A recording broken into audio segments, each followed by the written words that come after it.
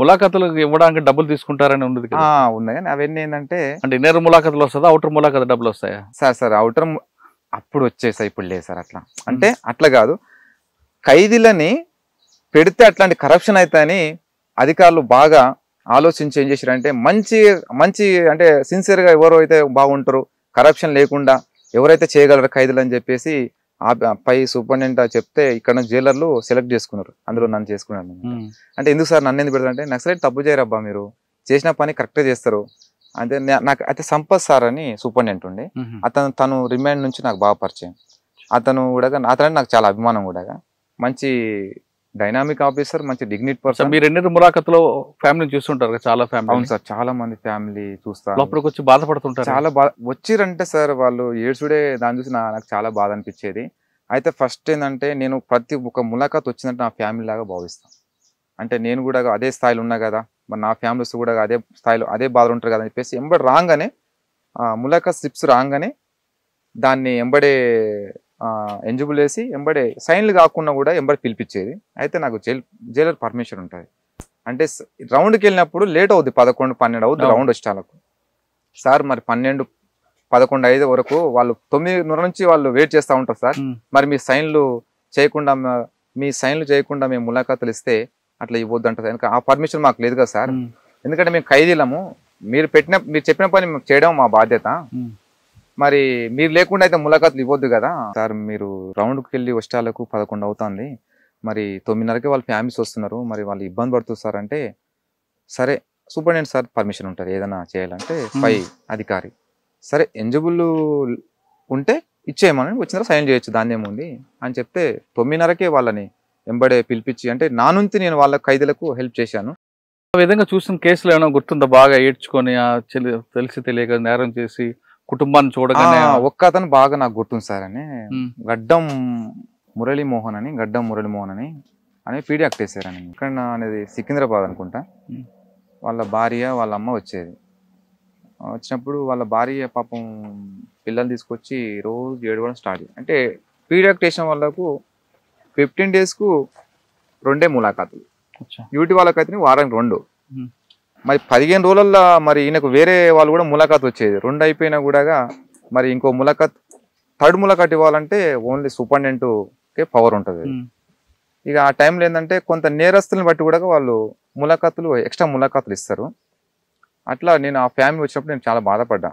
అంటే ఎందుకు మంచి ఎడ్యుకేటెడ్, ఎందుకు అసలు దొంగతనాలు చేయాల్సిన అవసరం, బైకులు దొంగతనాలు వచ్చిండని ఎందుకు చేయాల్సిన అవసరం ఏముంది, మంచిగా ఏదైనా జాబ్ చేసుకుని బయట ఉండొచ్చు కదా. వాళ్ళ భార్య వచ్చి ఇంకోటి ఎక్స్ట్రా ములాఖాత్ ఇవ్వకుంటే ఆమె, అన్న మీకు దండం పెడతా, మీ కాలు ముక్తా, ఒక్కసారి పిలిపేయండి అన్న, ఒక్కసారి పిలిచి ఒక్క విషయం చెప్పొద్దన్నా, నేను పీడీ యాక్ట్ ఈరోజు బోర్డు మీటింగ్ ఉందన్న అంటే, ఇప్పుడు నేను ఆఫీసర్లు ఏమంటారు, అది ఎక్స్ట్రా ములాఖాత్ నేను ఇవ్వలేను, జైలర్ని సూపరింటెండెంట్ సార్ లేడు, ఇవ్వలేడు, వాట్సాప్ పెట్టాను, వాళ్ళు ఇంకా ఆర్డర్ రాలేదు, ఆర్డర్ వస్తే ఇద్దామంటాడు. ఇక వాళ్ళు ఏంటంటే కొంచెం బాధపడ్డారు. అప్పుడు నేను చాలా బాధపడ్డా, అరే అంటే కనీసం కట్టుకున్న భర్తను కూడా కొంచెం ఒక్క నిమిషం ఒకసారి మాట్లాడిపి అన్నప్పుడు నాకు చాలా బాధ అనిపించింది. సార్ ఇన్నర్ ములాఖాతులో ఖైదీలు వచ్చినప్పుడు వాళ్ళ కుటుంబాలు కలవడానికి చిన్న పిల్లలు వాళ్ళ కుటుంబ సభ్యులు వస్తారు, పిల్లలు వాళ్ళని చూసినప్పుడు వీళ్ళు ఎలాగుంటారు అంటే వాళ్ళు ఎలాగుంటారు? ఫ్యామిలీస్ ఇన్నర్ ములాఖాత్ ఎంటర్ కాగానే మా ఖైదీ మిత్రులు పాపం వాళ్ళకు కళ్ళల్లో దుఃఖం వచ్చేస్తుంది. ఎందుకంటే ఒక్కొక్కరు లైఫ్ పడ్డ ఖైదీలకి ఇన్నర్ ములాఖాత్ అవకాశం ఉంటుంది, యూటీ వాళ్ళకు ఉండదు. అప్పటి 10 సంవత్సరాలు 5 సంవత్సరాలు జైల్లో ఉండే ఖైదీలు చూస్తే, ఎందుకంటే వీళ్ళు జైలుకి వచ్చినప్పుడే పిల్లలు చిన్న పిల్లలు ఉంటారు. ఆ పిల్లలు 10 సంవత్సరాలకి వాళ్ళు పెద్దలై వస్తుంటారు. అంటే చిన్న పిల్లల్ని, అంటే ఆ బాధ నేను కూడా పడ్డా. ఎందుకంటే నేను జైలుకు బయటకు వెళ్ళినప్పుడు నా బాబుకు 12 సంవత్సరాలు, అంటే నేను 6 నెలల పిల్లగానప్పుడు పోయినా కాబట్టి, అంటే నేను ఆ పెంపకం అనేది, ఆ ప్రేమ అనేది నాకు లేకుండా అయిపోయింది. అంటే వాళ్ళు కూడా ఖైదీలు కూడా చాలా బాధపడతారు. అంటే ఎత్తుకొని ఏడవడము, వచ్చిన ఫ్యామిలీస్ ఏడవడము, డాడీ నేను పోను డాడీ, మీరు కూడా రండి డాడీ, ఇంటికి పోదాం డాడీ అని చెప్పేసి పిల్లలు అరిస్తే వాళ్ళకి ఇచ్చి అర్ధగంటనే ఉంటుంది నిర్మలా. కానీ ఆ ఆఫీసర్లు కూడా వీళ్ళ మానవత్వ దుఃఖంతో ఇంకో ½ అవర్ మాట్లాడుకుని అని చెప్పేసి, వాళ్ళ ఏడుపు చూసి వాళ్ళ బాధ, ఎందుకంటే మానవత్వం అనేది ఖచ్చితంగా ఉంటుంది సార్ ఆఫీసర్లకు. వాళ్ళు అట్లా మాట్లాడిపించి చాలా బాధ అనిపిస్తుంది. కానీ లైఫ్ పడ్డ ఖైదీలు ఎవరు కూడా సంతోషంగా ఉంటారు సార్ జైల్లో. అంటే సంతోషంగా అంటే ఒక ఫ్యామిలీకి దూరమైన ఒక బాధ ఉంటుంది, కానీ విత విషయాలు అయితే ఏముండదు అని రకం చెప్పాలంటే తల్లి తర్వాత నెక్స్ట్ తల్లి జైలే. ఎందుకంటే ఒకరోజు ఒక పూట తల్లి అన్న అన్నం తిన్నవా లేదని అడగదు. కానీ జైల్లో అధికారులు మాత్రము పొద్దున లేచినప్పటి నుంచి లాకప్ అయ్యేంత వరకు మన మీదనే వాళ్ళ పర్యవేక్షణ ఉంటుంది. ఓకే, ఉదయం 6 గంటలు లాకప్ ఓపెన్ చేస్తారు, సాయంత్రం 6 గంటలు లాకప్ క్లోజ్ చేస్తారు. 6 నుంచి 6 మధ్యన ఏం చేస్తుంటారు, ఏం ఫుడ్ ఇస్తారు? సార్ మార్నింగ్ 6:30కి లాకప్ ఓపెన్ కావగానే కొంచెం యోగా పీరియడ్ గా అంటే వ్యక్తిగతంగా అంటే యోగా కానీ తర్వాత ఏమైనా ఎక్సర్సైజ్ ఉంటే వాకింగ్ కానీ చేసుకోవచ్చు. 6:30కి టీ వచ్చేస్తుంది. లాకప్ ఓపెన్ కాగానే టీ అక్కడ ఉంటుంది అంతే. టీ కూడా బాగానే ఉంటుంది. మన ఇంట్లో కూడా అంత మంచిగా చేసుకోము, కానీ ఆడ అంత మంచిగా చేస్తారు. టీ అయిన తర్వాత 7:30కు 8 గంటల వరకు బ్రేక్ఫాస్ట్ వస్తుంది. ఒకరోజు చపాతి, ఒకరోజు పులిహోర, ఒకరోజు ఇడ్లీ అట్లుంటుంది. పూరి ఉండదు. 8:30కి ఎవరికైతే ఏ వర్క్ అయితే అప్పకి చెప్పిందో ప్రిజన్ డిపార్ట్మెంట్ ఆ వర్క్కి వెళ్ళిపోవాలి. ఫ్యాక్టరీ ఏ ఫ్యాక్టరీ ఆ ఫ్యాక్టరీకి వెళ్ళిపోవాలా. మిగతా గేట్ వర్క్ ఉంటే గేట్ వర్క్ పోయి చేసేవాళ్ళు ఎవరి పనులు వాళ్ళు చేసుకుంటారు. ఖైదీ శిక్ష పడ్డ వాళ్ళు మాత్రమే. యూటీ వాళ్ళకు ఉండదు వర్క్, వాళ్ళకి రైట్స్ లేవు. ఆఫీసర్లు యూటీ వాళ్ళతో పని చేయించాలని రైట్స్ లేవు.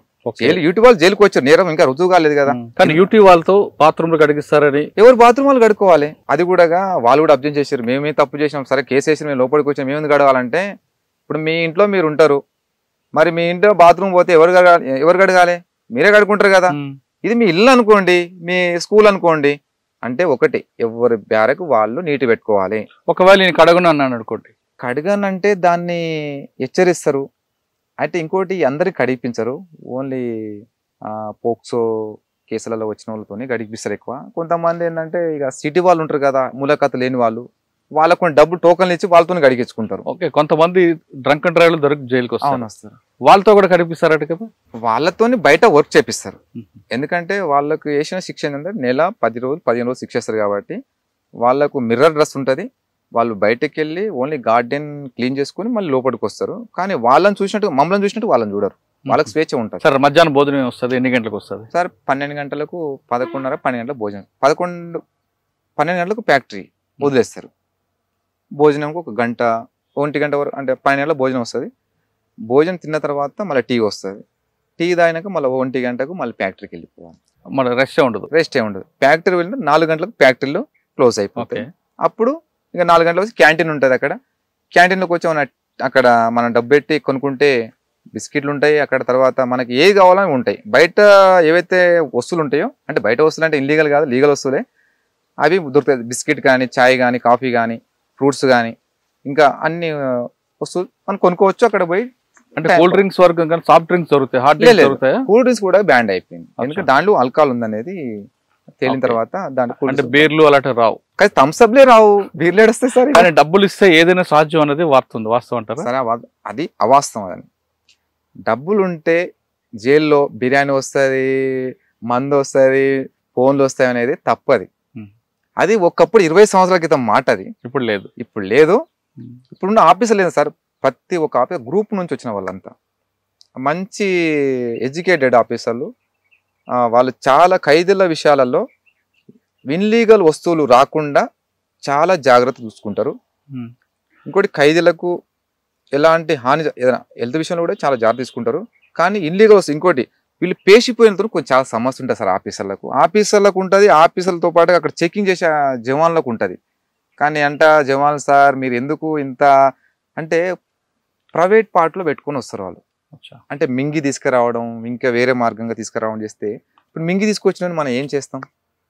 డౌట్ వస్తే ఖచ్చితంగా అది కూడా కక్కిపిస్తారు, అది కూడా చెక్ చేస్తారు. అంటే అంత పక్కన చెక్ చేసి డౌట్ వచ్చిందంటే కంపల్సరీ హాస్పిటల్ తీసుకుపోతారు, అక్కడ చెక్ చేపిస్తారు, తీసుకుపోయి అది కంపల్సరీ కక్కిపిస్తారు. ఏ వస్తువు కూడా బయట నుంచి ఇన్లీగల్ వస్తువు లోపలి రాకుండా. ఓకే, 4 గంటలకి ఫ్యాక్టరీ అయిపోయింది అనుకో, స్నానం చేసిన తర్వాత మీకు మళ్ళీ డిన్నర్ ఎప్పుడు ఇస్తారు? డిన్నర్ ఇక మనం ఎప్పుడైనా చేసుకోవచ్చు. 5 గంటలకి భోజనం వచ్చేస్తుంది.